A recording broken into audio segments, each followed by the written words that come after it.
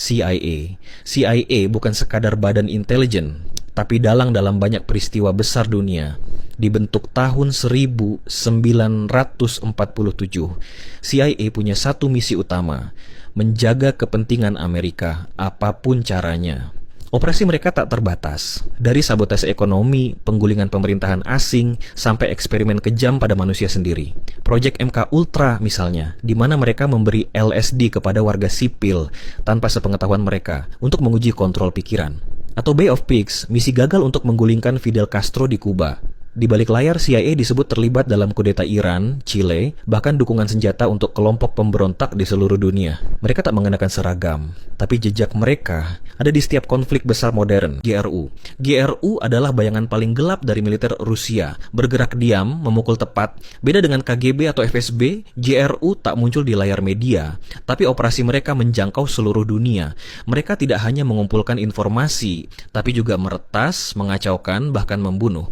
GRU disebut dalang dalam intervensi pemilu Amerika tahun 2016. Serangan cyber, itu juga mereka. Tahun 2018, agen GRU dituduh menggunakan racun Novichok untuk mencoba membunuh mantan mata-mata di Inggris. Di Ukraina, GRU aktif sejak 2014, menyamar jadi separatis, mengatur sabotase, dan mengontrol narasi global. Mereka bukan agen biasa, mereka adalah tentara tanpa seragam, dengan misi, bukan nama, FSB. Kalau CIA punya lawan, maka inilah dia, FSB, pewaris langsung dari KGB.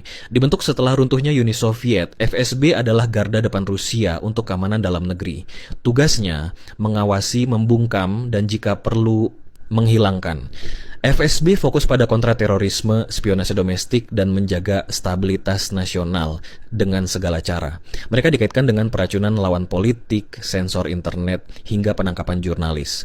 Bukan lembaga biasa. FSB adalah mata dan tangan dari kekuasaan Rusia yang tak pernah tidur. MI6. MI6 mungkin terdengar seperti fiksi, tapi mereka benar-benar ada dan sangat aktif.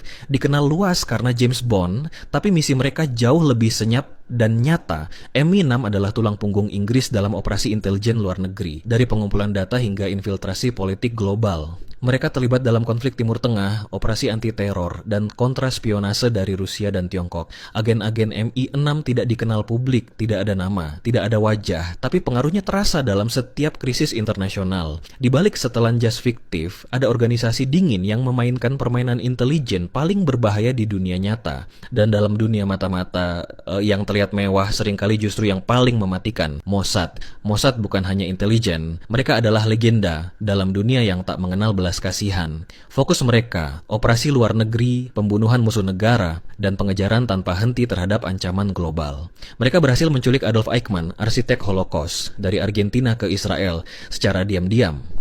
Dalam operasi NTB, mereka merencanakan penyelamatan Sandera dari bandara di Uganda. Misi ini sukses dan mengguncang dunia.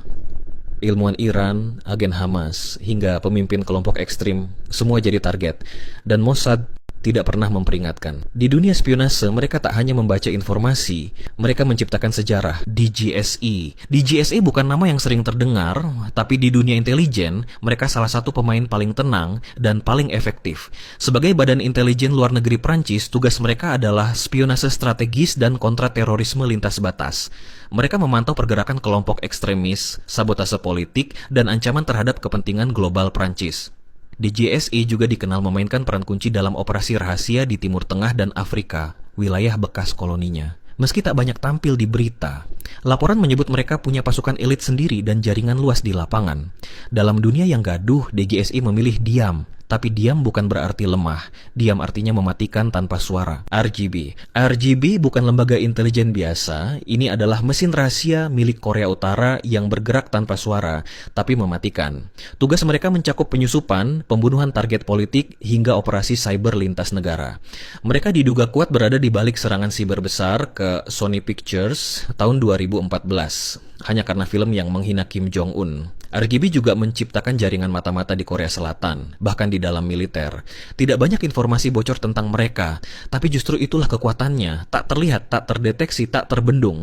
Dalam dunia modern, mereka adalah wajah baru perang. Perang yang dilakukan lewat kabel, dan kehancuran diam-diam. RAW adalah benteng senyap India dalam menghadapi ancaman dari dua arah, Pakistan dan Tiongkok. Dibentuk setelah Perang India-Pakistan 1962, RAW tumbuh menjadi agen intelijen dengan misi tunggal, melindungi kepentingan India dimanapun. Mereka mengawasi aktivitas militer Tiongkok, menyusup ke wilayah Kashmir, dan disebut terlibat dalam operasi rahasia di Sri Lanka dan Bangladesh. RAW juga aktif dalam kontra-intelijen, menggagalkan operasi mata-mata asing di dalam negeri. Bekerja sama dengan militer, mereka menjadi mata strategis India di perbatasan paling berbahaya di dunia.